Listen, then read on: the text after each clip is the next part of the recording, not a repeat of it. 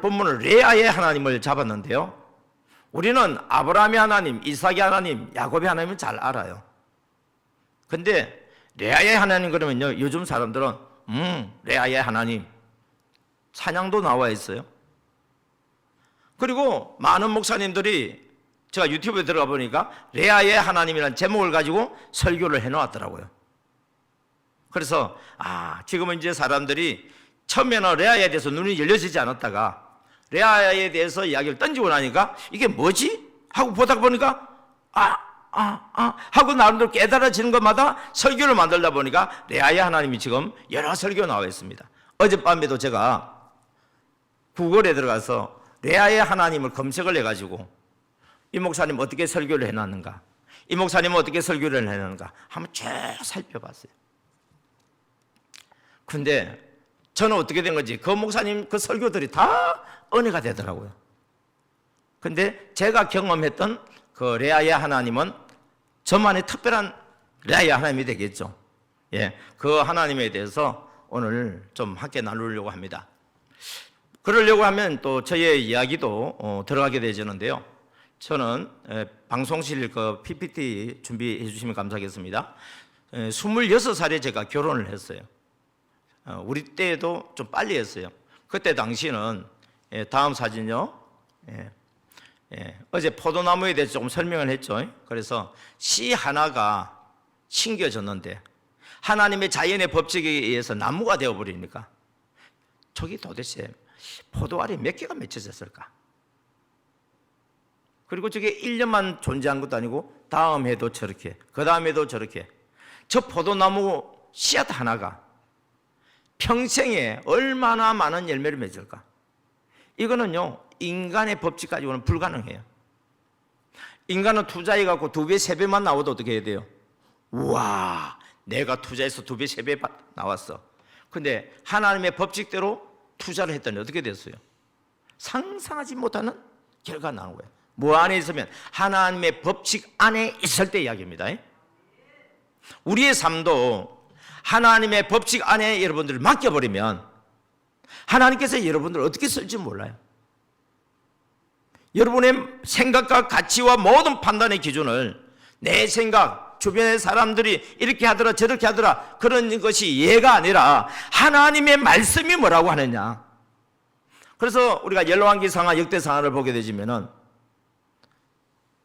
왕들이 성경을 가까이 하지 않고 말씀과 거꾸로 사는 사람들이 있는 반면에 어떤 왕은 율법서를 찾아가지고 읽게 하고 그 말씀대로 지키면서 절기를 지키니까 하나님께서 그렇게 망해가던 나라 들었다가 하나님 놀랍게 부흥시켜 주시는 그런 모습들도 보게 되어집니다.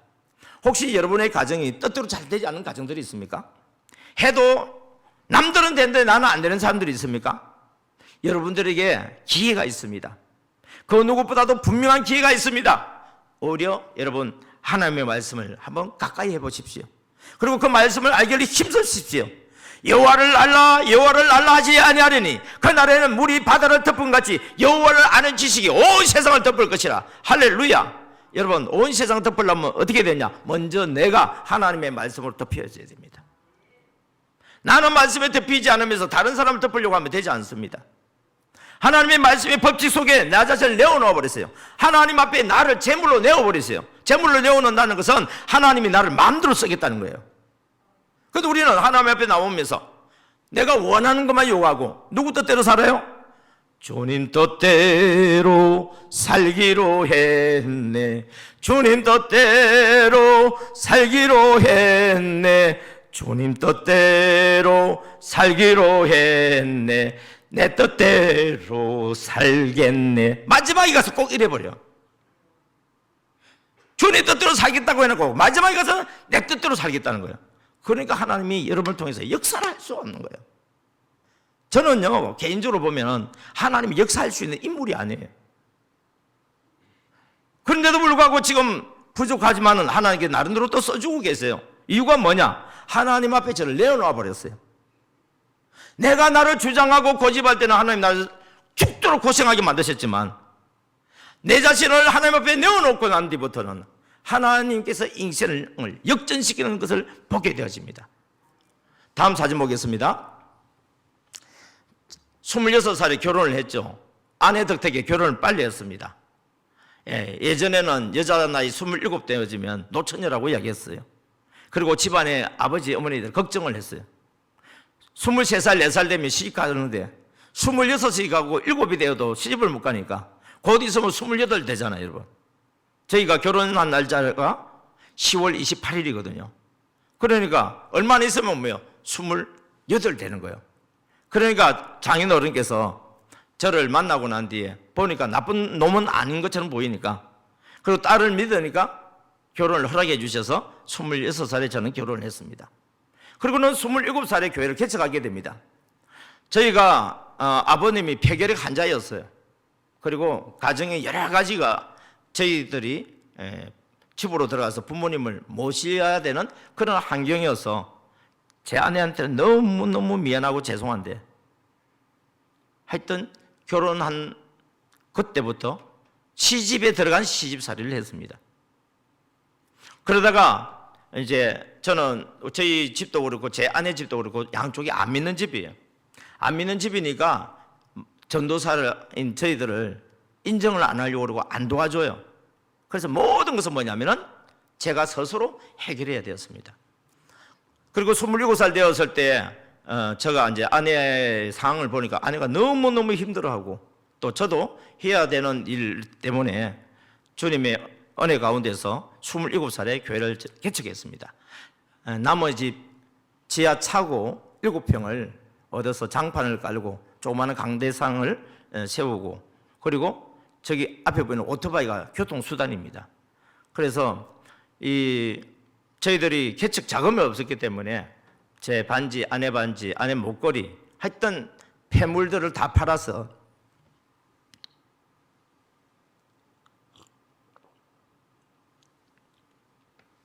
보증금도 제대로 없지요. 그러면서 이제 나와서 이제 살림을 사는데, 저 안쪽에 이제 집이 저희 사택이에요. 그러니까 집 세를 줘야 되고, 저 교회 장소 세를 줘야 되고, 들어오는 돈은 없고, 그래서 이제 하나님의 은혜 가운데서 생각하면서 그때부터 저는 이제 고생길로 접어들기 시작합니다. 새벽기도 드리기 전에 신문 배달을 하고, 그래서 새벽기도를 드리고, 그러고 있는데 한 달이 지나고 2달이 지나니까 경제적으로 궁핍함이 막 엄습해 오는 거예요. 그런데 하나님이 제게 준 은사가 하나 있어요. 이 경상도 사람들이 발음이 잘하는데 이게 하나지 어디 가면 이게 발음이 안 돼요. 이 전라도 사람들이 이 발음이 너무 잘 되던데.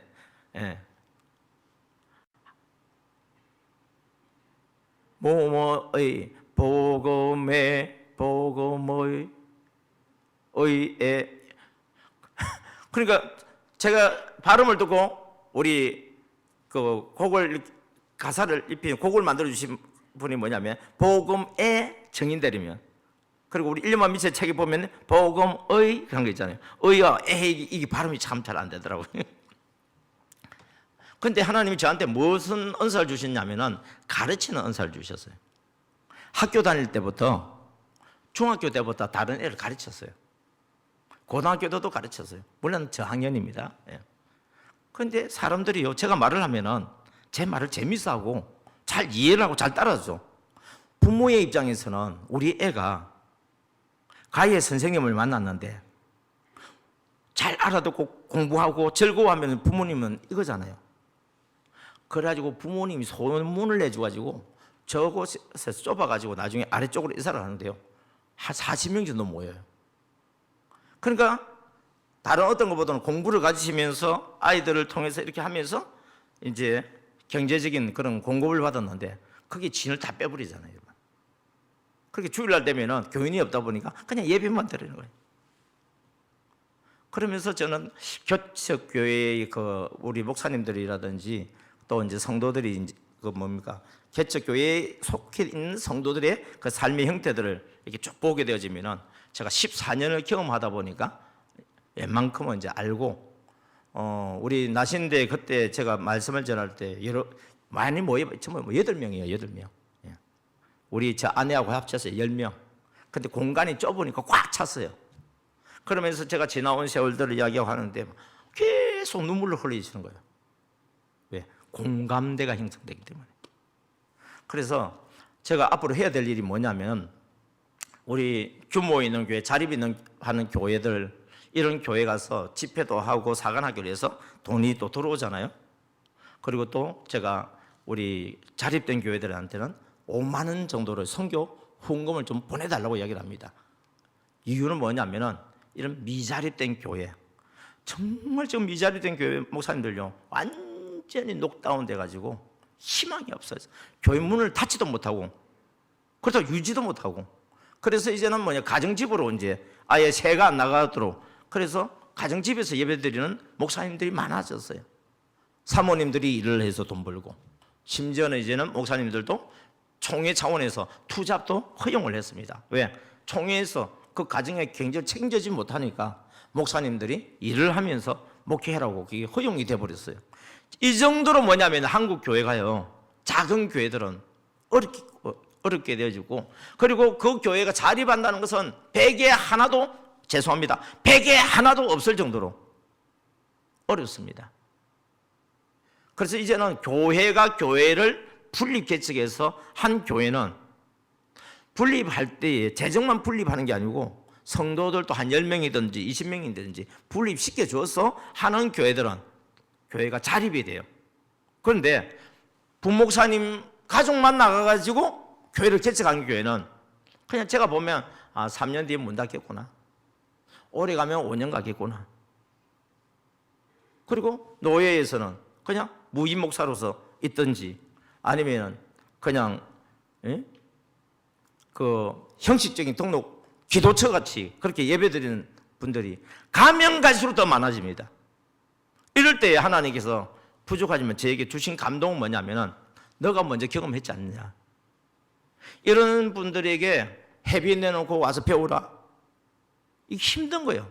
심지어는 얼마나 힘드냐면, 저도 개척교회 할 때 어디 세미나 한다 그러면요, 무료로 해도 가기 힘들어. 이유가 뭐죠? 교통비가 없어서.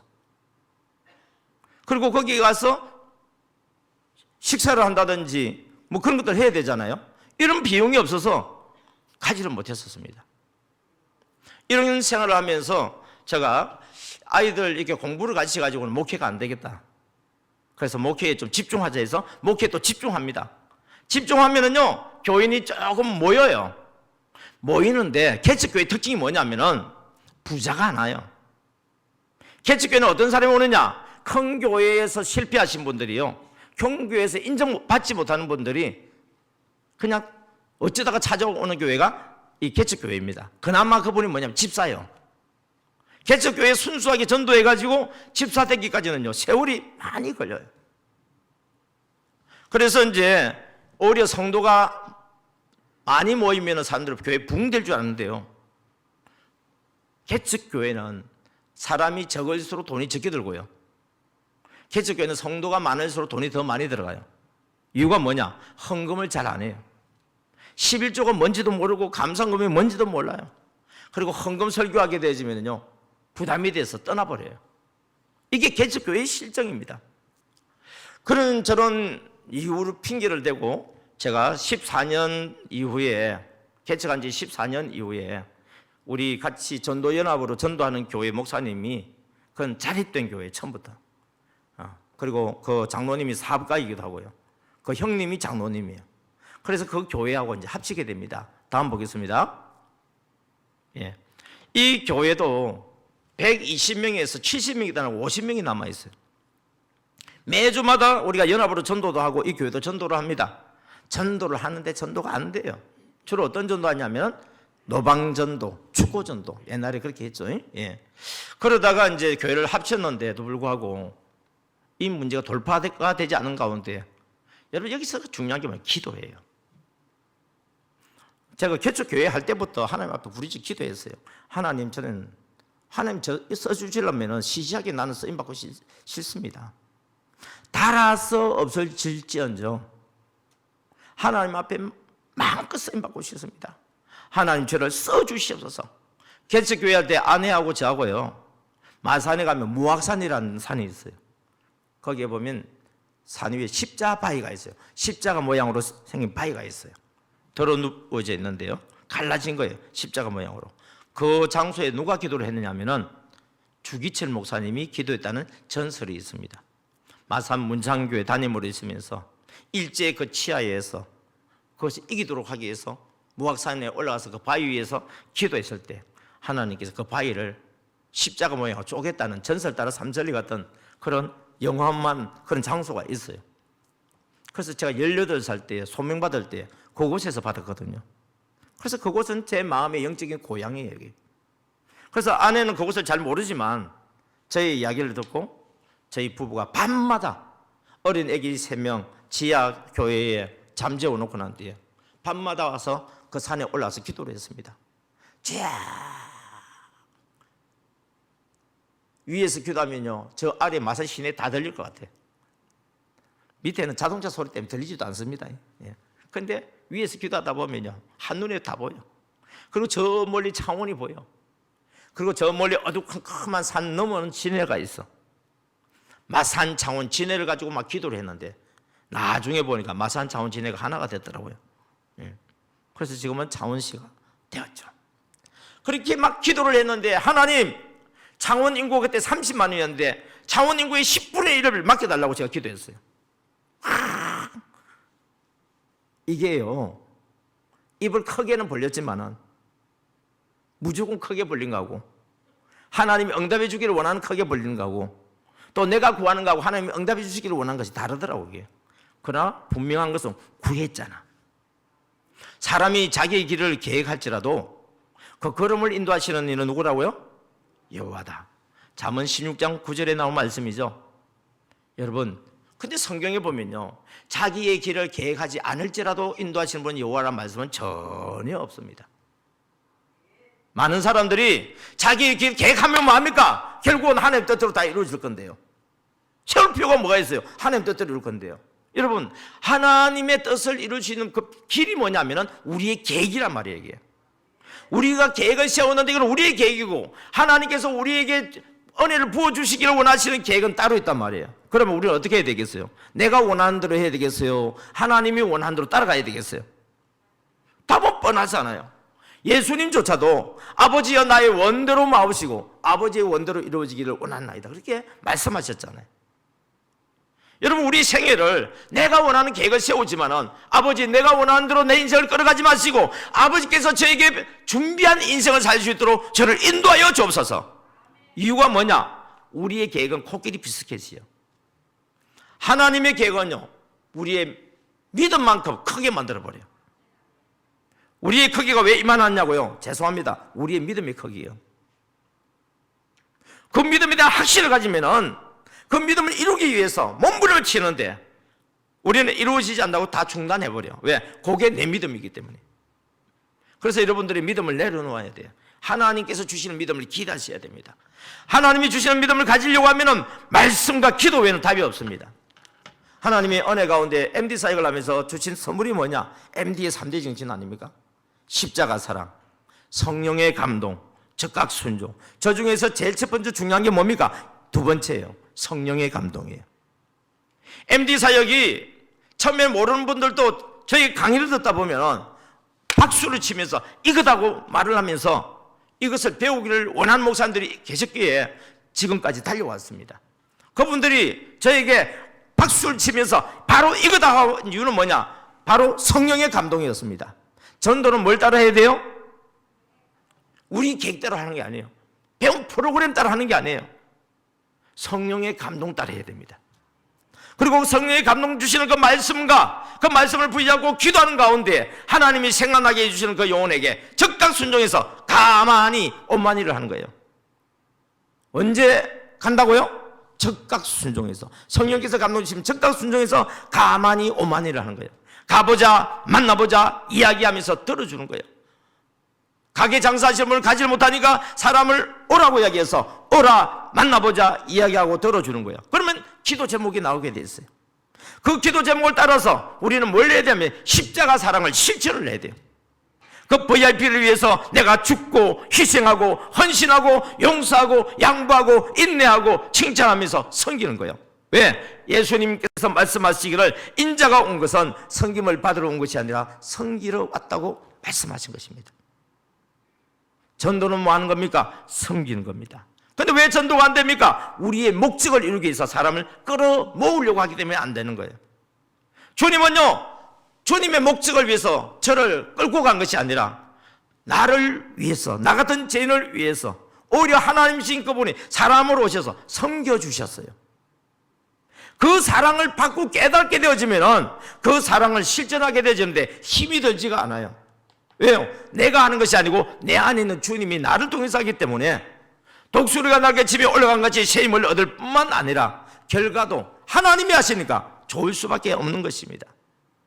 그러니까 주일날 보니까 성령의 그 감동 따라서 순종하고 목사님 말씀에 순종하여서 부족하지만은 제가 가르쳐준 이 원리 안에서 하다 보니까 그 교회는 큰 교회가 아니라 그랬죠. 안산에 있는 행복한 교회, 장로님도 섬김 바나바 사역한다고, 집사님도 바나바처럼 섬김의 사역한다고, 권사님도 한다고, 여기저기에서 장소가 좁아가지고, 심지어는 이번에 말씀을 들어보니까 새신자는 많은데 섬길 분이 적어서 준비도 제대로 안 된 사람한테도 붙여놨대. 그래서 제가 잘했다 그랬어요. 왜? 해보고 안 되는 거 실패를 또 경험을 해야 돼요. 여러분, 실패는 절대 실패가 아니에요.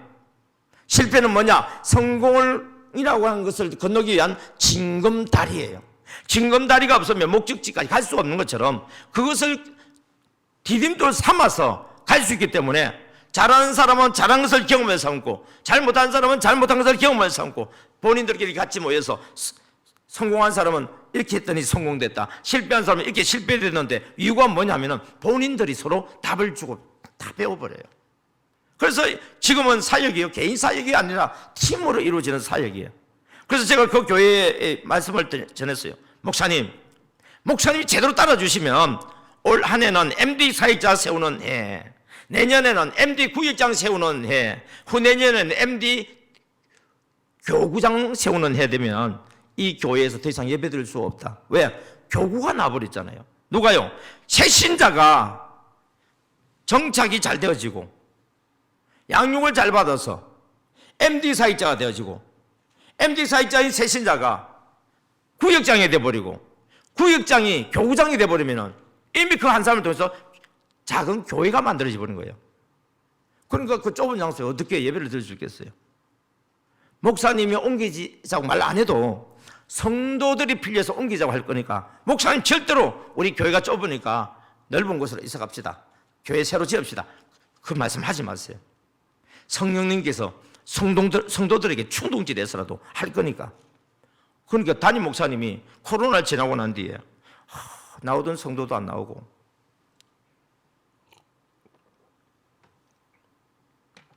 이거 어떻게 해야 되지? 그렇게 막 기도하고 있던 중에 하나님이 저를 생각나게 만들었다는 거예요. 10년 전에 저한테 훈련받았던 목사님인데 생각나게 만들어주셔가지고 다시 만나서 해보니까 그때 그 배웠던 것들이 확신이 생기는 거예요. 이것도 해보고 저것도 해보고 다 해봤거든.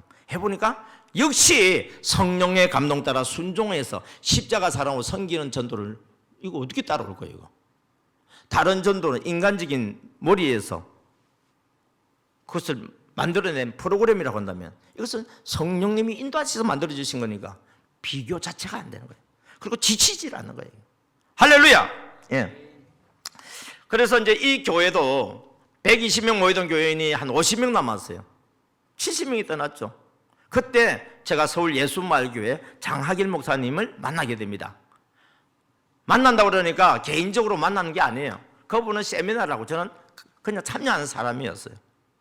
그런데 이 MD라고 하는 것을 딱 듣는 순간에 하나님께서 제 가슴 부딪히게 만들고 가슴을 뛰게 만들어 버렸어요. 그래서 이 MD라는 것을 알기 위해서 저는 하는 방법이 뭐냐면 꼭 몇 번?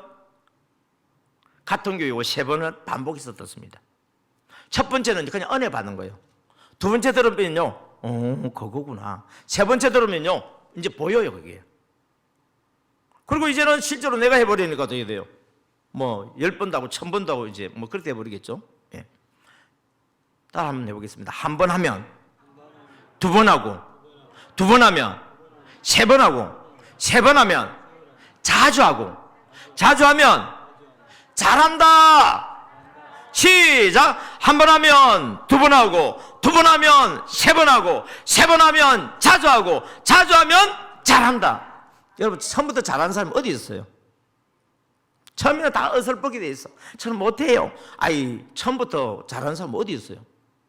그래도 한번 해보세요. 그리고 실패하셔야 됩니다. 첫 번째 시작했는데 성공하면 큰일이에요, 그거. 왜? 교만해져 버려. 실패해야 겸손해지고 하나님만 엎드리고 도움을 구하고 마음이 가난한 자가 되는 거예요. 그럼 두 번째 하면은 조금 하는데도 잘 안 돼. 세 번 하면은 되네? 된다. 된다. 된다. 된다. 된다. 잘 된다.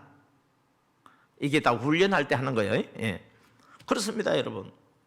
이 교회에서도요, 70명이 떠나고 남아있는 사람들이 실패감, 부정적인 생각이 꽉 차 있어가지고 우리 교회는요 안 돼요. 대부분 교회들이요, 우리 교회는요 안 돼요. 금당제일교회는 안 돼요. 아니고 돼요. 예, 돼요구나. 예. 그러면서 하나님께서 이 교회 MD사역을 접목했을 때 놀랍게 부흥을 주십니다. 다음 사진 보겠습니다. 새신자를 보내주시고 빈자리들을 채워주세요. 이때에 여수의 어느 목사님께서 창원에 집회를 오셨어요.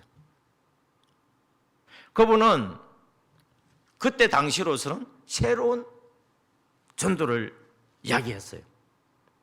국동방송을 통해서 듣고 그분이 집회한 곳에 제가 갔습니다. 가면서 와, 이런 전도방도 있구나. 저는 전도를 한 게 아니고요, 창원 사랑의 교회에서는 정착 사역을 먼저 했어요. 정착은요, 먼저 있는 우리들이 정착되는 게 첫 번째예요. 새신자 정착이 아니고 우리들이 안 떠나가는 것이 교회의 붕의 시작이에요.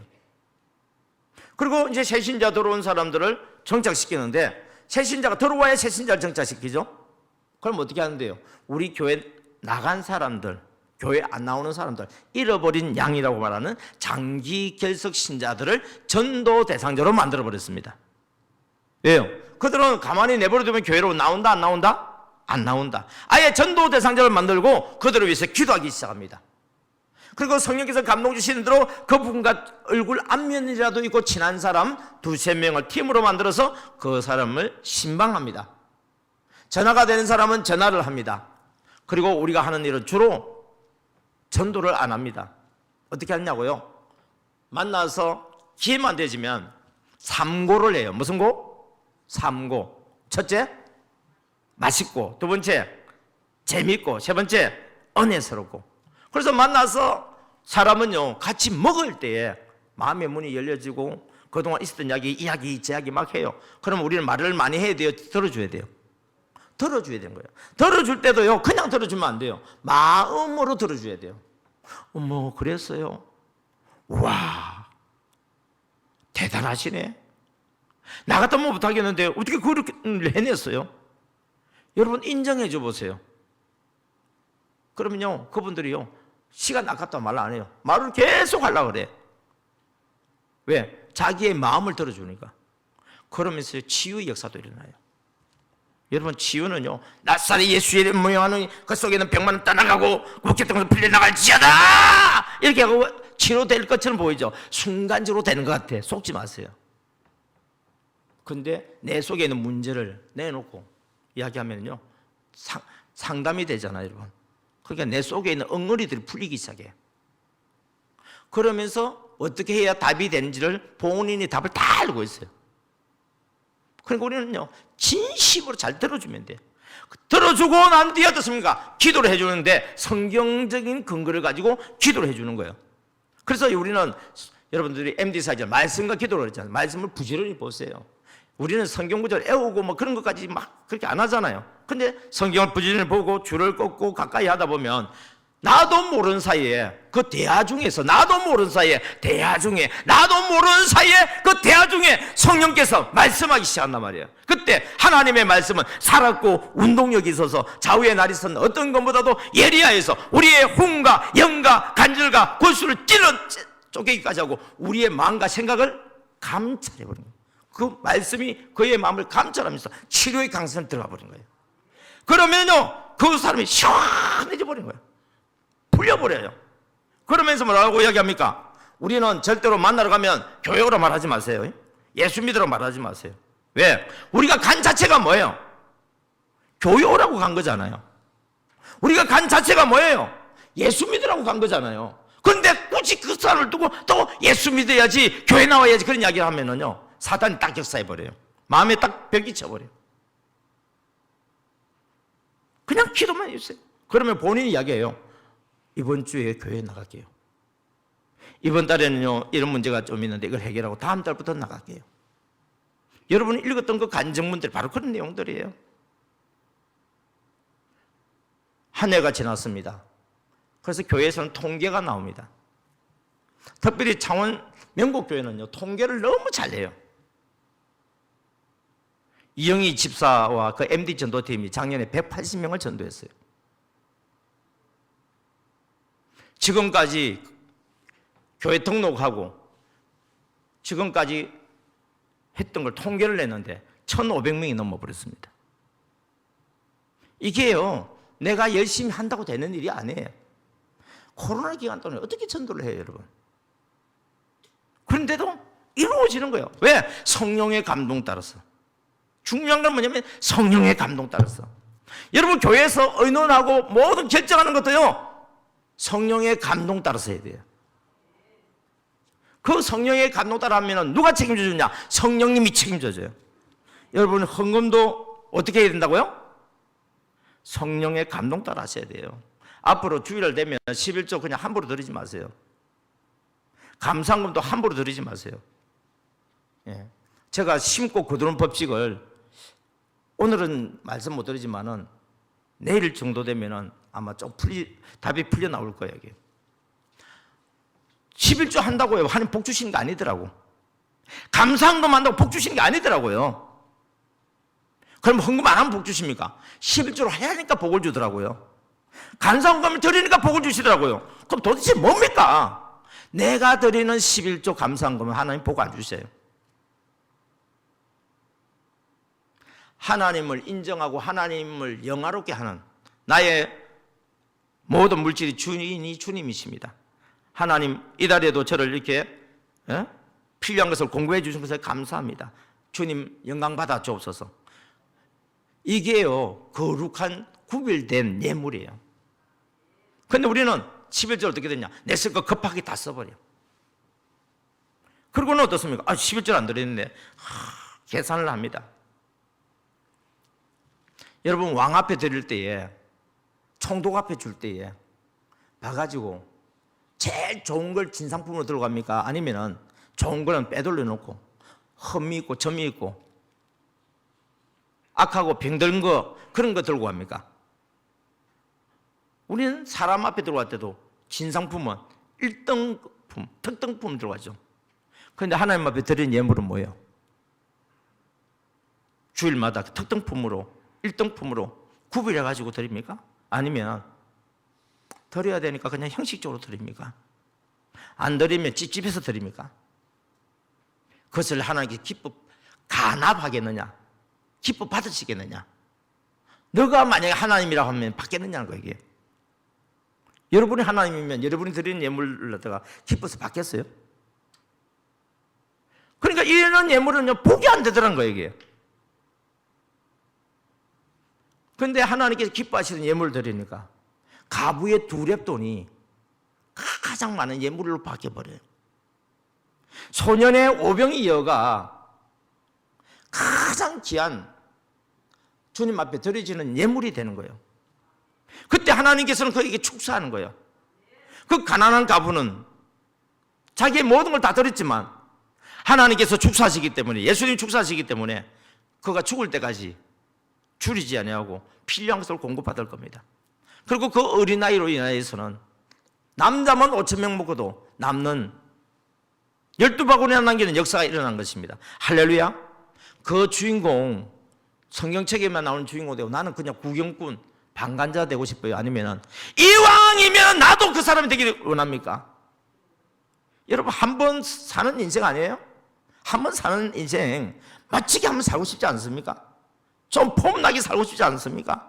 나는 무능하고 나는 부족하지만 우리 주님 강하시니 주님 나 좀 들어서 사용해서 주님의 능력으로 저를 한번 써주세요 하면서 여러분 자신들을 제물로 하나님 앞에 좀 올려놓을 수는 없습니까?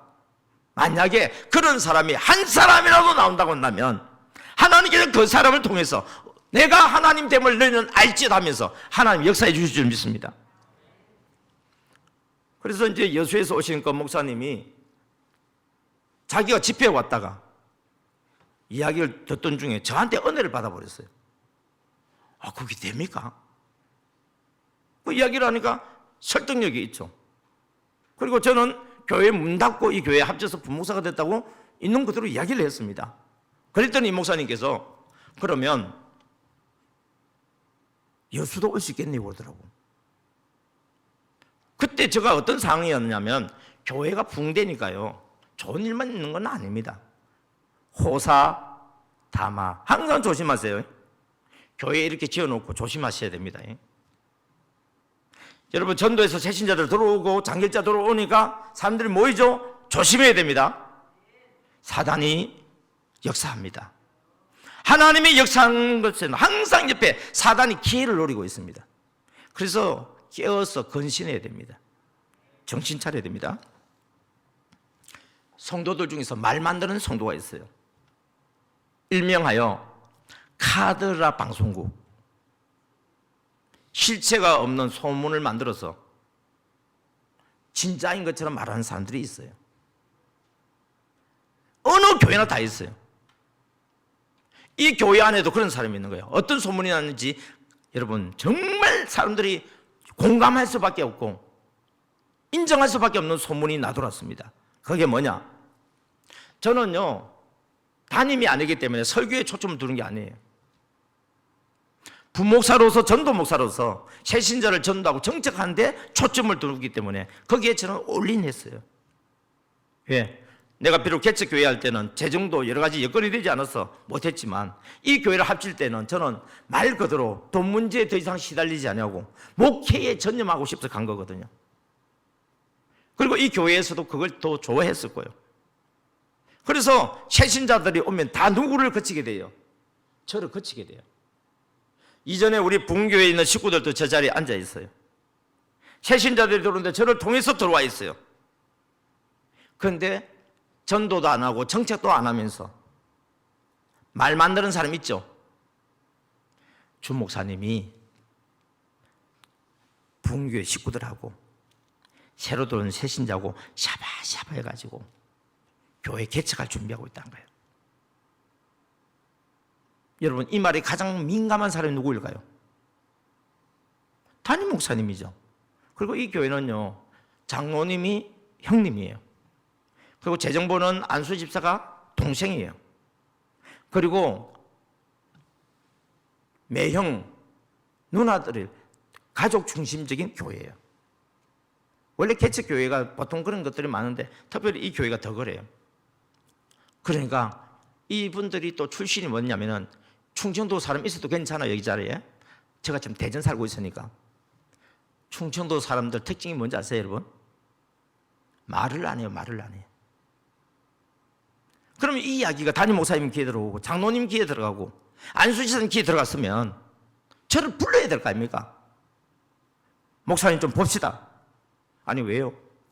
아니 이런 소문이 있는데 이게 사실이냐고 물어봤으면 어떻게 돼요? 아니라고 확실하게 제가 설명을 해야도 할 거 아닙니까? 그런데 이 충청도 양반들은 속으로 꿍 하고만 있어. 말을 안 해.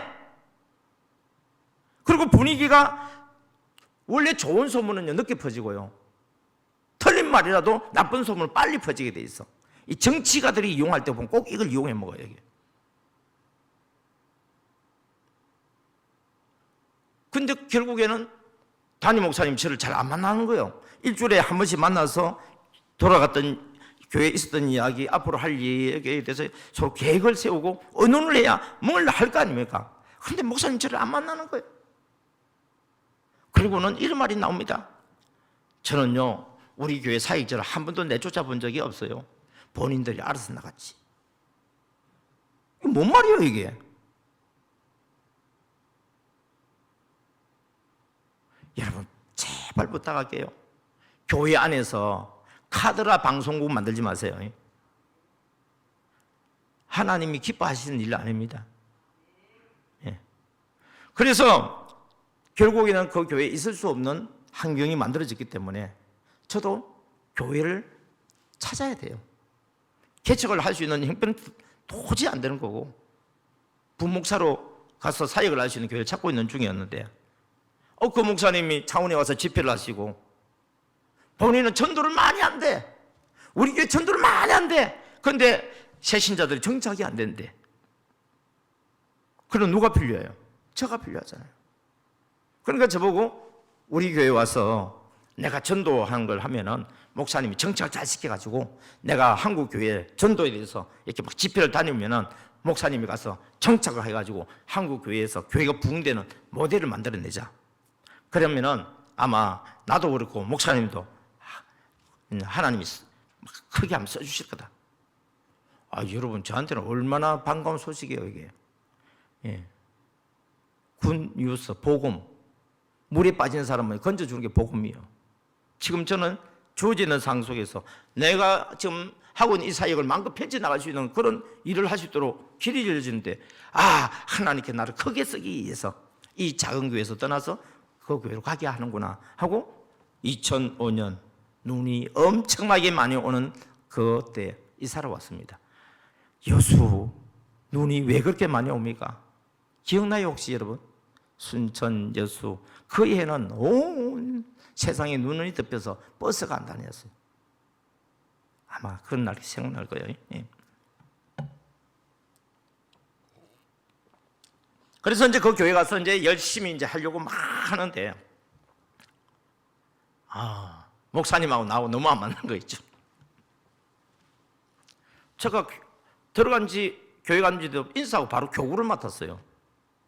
그리고 그 다음 주부터는요, 매번마다 교구마다 출결석 이걸 갖다 점검해 가지고 부목사가 서류를 해가 작성해 내놔야 돼요. 제가 그 교회 간 지 얼마나 됐어요? 한 달 됐어요? 1년이 됐어요? 누가 누군지 내가 어떻게 알아요? 우리 교구 식구도 모르는데 누가 결석했는지 어떻게 알아요? 그러니까 우리 옆에 있는 부목사님은 아니까 보고서를 내놨어. 나는 안 내놨어. 그래서 담임 목사님이 주 목사님 왜 보고서를 안 내느냐고 그러더라고. 그래서 제가 사실대로 이야기했죠. 목사님, 제가 여기 온 지 일주일밖에 안 됐습니다. 우리 교구 성도들 집에 한 집도 제가 신방해 본 적도 없습니다. 그리고 이름이 뭔지 얼굴을 또 며칠도 저는 못 시킵니다. 그런데 저보고 이걸 적어내라고 하면 어떻게 됩니까? 목사님, 담임 목사가 말하면 부목사는 하나님 말씀같이 듣고 그렇게 순종해야지 그렇게 반박하면 됩니까?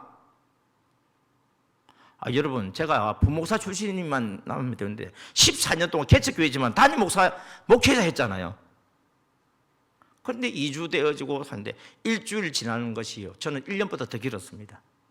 도저히 안 되겠더라고요. 그래서 한 달 만에 그만두게 되었죠. 딸은 이제 중3으로서 고등학교로 가게 되고, 아들 중학교, 막내 아들 이제 초등학교 5학년, 6학년 올라가는 때 이렇게 이사를 왔으니, 제가 한 달 만에 그만두고 나니까 제가 살고 있는 사택에 세는 누가 내야 돼요? 교회에서 내줄 수 없잖아요. 그럼 제가 내야죠. 우리 애들 뒷바라지는 누가 해야 돼요? 양가 부모님은 안 믿는 집입니다. 그때 제가 창세기 12장 1절부터 6절의 말씀을 하나님께 크게 은혜를 부어주셨어요. 이곳이 본토 친척 아비 집을 떠난 하나님이 지시한 땅이었구나. 왜? 누구만 의지할 수밖에 없어요? 하나님만 의지할 수밖에 없는 곳이었어요. 그래서 하나님께 기도를 합니다. 아버지. 그랬더니 하나님께서 기가 막힌 생각을 준 거예요. 손발이 없냐 그러더라고. 손, 발, 운전이잖아 이게. 당장에 지금 급한 돈을 얻을 수 있는 게 뭐냐니까 대리운전이었어요. 언제든지 사람을 모집하고 바로 일을 할 수 있으니까. 그래서 이제 대리운전을 합니다. 대리운전을 하면서 그래도 목사가 그 교회하고 가까운 동 거기 집 사는데 낮에 뭐 일하다는 모습을 보인다는 것, 그때 당시 풍습으로서는 사람들이 이해하기 어려운 것이기 때문에 그래서 낮에는 사람들이 보이는 데서는 일을 할 수가 없었어요. 그래서 밤에 대리운전만 하는데 기껏 해봐야 당장 급한 거 해결할 수는 있어도 은행 빚 해결 못하고 카드 빚 해결 못합니다. 개척교회 하다 보니까 늘어난 게 뭐가 늘어났어요?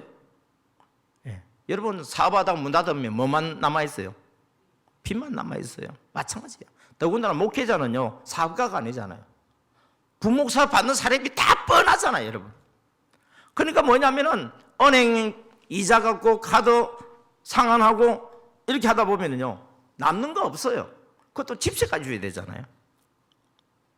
그러니까 그 어려운 가운데 있을 때에 제가 태웠던 손님 중 한 분이 돌산에 유람선을 만드는 조선소로 하시는 사장님이 탔어요. 그래서 이제 차를 타고 가니까 서로 이야기를 주고받잖아요.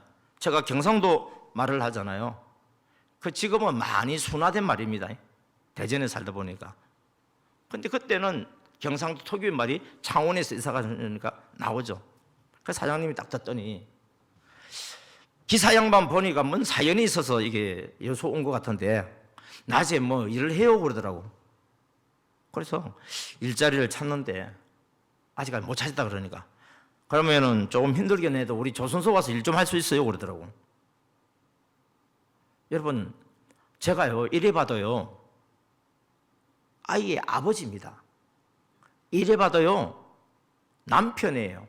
제가 이래봐도요 가장이라니까요. 가장은 가장의 책임이라는 게 있어요. 주변 상황 여건 따질 게 어디 있어요? 찬밥 더운 법 가릴 게 어디 있어요? 그래서 낮에는 조선소 가서 일을 하고 마치 오면은 밤에는 대리운전을 하고 그게 내 몸이 아니에요. 그러던 중에 우리 사수 한 분이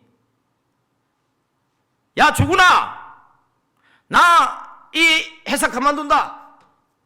아유 형님 어디 가시려고요? 나 대한조선 간다 이제. 그 회사는 여기보다 크고 큰 걸 만들지만은 더 안전해.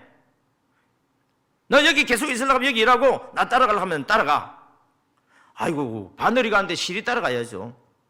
해서 간 곳이 대한조선 안의 건국기업이었습니다. 다음 사진 한번 보겠습니다. 예, 이게 이제 제가 처음에 갔던 그 교회에서 나오고 난 뒤에 하나님께서 이곳에 가겠는데 이곳에 갈 때가 뭐냐면 제가 조선소 다닐 때였습니다. 다음 보겠습니다. 이 교회도 6개월 뒤에 2배 이상 부흥되죠. 다음. 예. 여기가 이제 조선소인데 제 사진은 아닙니다. 하나님께서 이제 지나온 세월 가만히 이제 되도록 유추해 보니까 하나하나 유추해 보다니까 이런 것들이 나와요. 그러면서 나의 나 된 것은 내 노력으로 된 것이 아니라 하나님의 은혜로 됐다는 것을 알게 해주죠. 그러니까 하나님의 은혜를 어떻게 베풀어 주실지 그건 알 수가 없어요. 이때 제 아내는요 전단지를 붙이고 다녔어요. 눈물로 기도를 한 거예요. 전학을 오다 보니까 아이가 학교가 멀리 있는데 우리가 살던 곳이 무슨 동인데 갑자기 생각나네. 그 거북공원 있는 쪽입니다. 거기 살고 있는데 우리 아들이 무슨 중학교로 이렇게 배정이 됐어요. 그러니까 거리가 제법 멀더라고요. 그런데 문제는 버스비가 없어요. 제가 레아의 하나님을 만나게 된 것은 바로 이 조선소에 있을 때 만났어요. 출근할 때는 우리 사장님이 여기 순천에서 출발하거든요. 여천을 거쳐서 이제 조선소로 가니까 제가 가운데 가서 타면 돼요. 근데 문제는 일을 빨리 끝나면 나는 그 문제가 되는 거예요. 저녁에 퇴근 시간 맞춰서 끝나면은 다시 통근차가 여수에서 여천으로 또 순천으로 오는데 점심 때 오전 근무만 하고 마쳐버리면 이제 집으로 와야 되잖아요. 그러면 우리 함께 일하시는 분이 여수시장까지는 태워줘요. 거기에서 이제 갈림길이니까 거기에서 제가 여천까지 그래서 걸어서 오는데 제 다리가 평상시처럼 그런 게 아니고 스펀지예요, 스펀지. 구름을 바른 것 같아. 그러면서 이제 걸어오는데, 그때 당시에 이 극동방송에서 아주 많은 사람들에게 알려진 찬양이 있어요. 그게 뭐냐면 공평하신 하나님, 알죠? 공평하신 하나님은, 그런 거 있잖아요. 저는 그 찬양 들을 때마다 죄송해요, 신경질이 났어요. 성질이 났어요. 왜? 공평하게 뭐가 공평해? 어쩔 수 없이 그냥 자기 신세 한탄하는 소리치기에. 나 가진 재물 없으나, 나 남이 가진 지식 없으나, 나 남에게 있는 건강 있지 않으나, 나 남이 없는 것 있으니, 나 남이 못 본 것을 보았고, 나 남이 듣지 못한 음성 들었고, 나 남이 받지 못한 사랑받았고, 나 남이 모르는 것 깨달았네. 공평하신 하나님이 나 남이 가진 것 나 없지만, 공평하신 하나님이 나 남이 없는 걸 갖게 하셨네. 송명희 시인 알죠? 이 사람이 이 찬양을 부를 사람이 아니에요, 이거. 저는 이 시를 오해했어요. 그런데 제 2탄이 나옵니다. 공평하신 하나님이 2탄입니다. 죄인은 다 죽어야 한다. 죄인을 심판하시는 공의의 하나님, 그러나 사람들을 용서하고 싶으신 사랑의 하나님, 무조건 다 덮어주고 사랑한 것이 아니라 죄의 대가를 지불하고 죄인을 받으신 십자가의 은혜, 하나님은 율법과 용서를 다 이루신 공평하신 하나님. 구원과 심판은 누구에게나 공평하게 돌아가는 것. 예수 그리스도를 믿으면 빈부귀천 남녀노소 다 공평하게 구원을 받고, 예수 그리스도를 믿지 않으면 동일하게 심판을 받는 것. 헌애들 나 없는 것 너에게 있고, 비장애인이 못하는 일을 장애인이 해서 공평하신 하나님이라 생각하지만, 예수 그리스도를 통해 하나님은 공평하신 분. 이것이 비밀이며 복음이다. 이 은혜는 아무나 아는 지식이 아니었다. 이걸 알고 난 뒤부터 제가 공평하신 하나님을 인정하겠죠. 사람들이 이야기합니다. 하나님은 공평하다 하면서 어찌 하나님이 공평하냐고 이야기합니다. 그렇지 않습니까? 태어날 때 금수저, 흙수저가 있습니다. 태어날 때에 건강한 사람, 병력한 사람이 있습니다. 태어나 보니까 머리 좋은 사람, 머리가 좋지 않은 사람이 있습니다. 태어나니까 백인이요, 태어나니까 흑인입니다. 세상이 이를 공평하다고 말하나요? 차별도 그런 차별을 두지 않죠. 근데 이 공평을 차별되게 만드는 게 누구예요? 하나님은 우리를 공평하게 만들었지만은 인간의 욕심이 공평하신 하나님의 공의를 무너뜨려 버렸습니다. 그래서 우리는 욕심 따라서 하다 보니까, 욕심에 따라서 자기 이기적으로 하다 보니까 공평하신 하나님이 존재하지 않아요. 그래서 우리는 공평하신 하나님이라고 말할 때 사람들은 본래 공의의 하나님, 공평하신 하나님을 잊어버리고 지금 주어진 환경을 보면서 하나님은 공평하지 않다고 이야기하는 거예요. 그런데 우리가 복음 말씀 안으로, 그리스도 안으로 들어가게 되면 다시 공평을 회복하게 되는 것을 보게 되어졌습니다. 할렐루야. 예. 그래서 제가 하나님 앞에 따지는 거예요. 하나님 공평하게 뭐가 공평합니까? 어떤 사람은 장로 근사님의 아들이 돼가지고 신학교를 다닐 때부터 형님, 장로님이 자가용 사주고 아파트 사주고, 그리고 구경도 못 해본 카드 들고, 그리고 다른 학생들, 가난한 사람, 배고픈 사람 있으면 밥 사주라고 카드 만들어 쓰라고 주는 집이 있는가 한 반면에 19살에 예수 믿는다는 이유로 졸업하고 난 뒤에 집에서 나와서 출가해가지고 교회에서 살면서 온갖 노동이라든지 남들이 겪지 않은 일들을 겪으면서 신학을 하면서 그렇게 이렇게 어렵게 개척한 전도사하고 뭐가 공평합니까? 그때는 이제 여기 수요 왔을 때 목사였죠. 목사가 무슨 공평합니까? 하면서 하나님께 따졌어요. 그때 하나님께서 제게 이렇게 말합니다. 너 레아를 아느냐?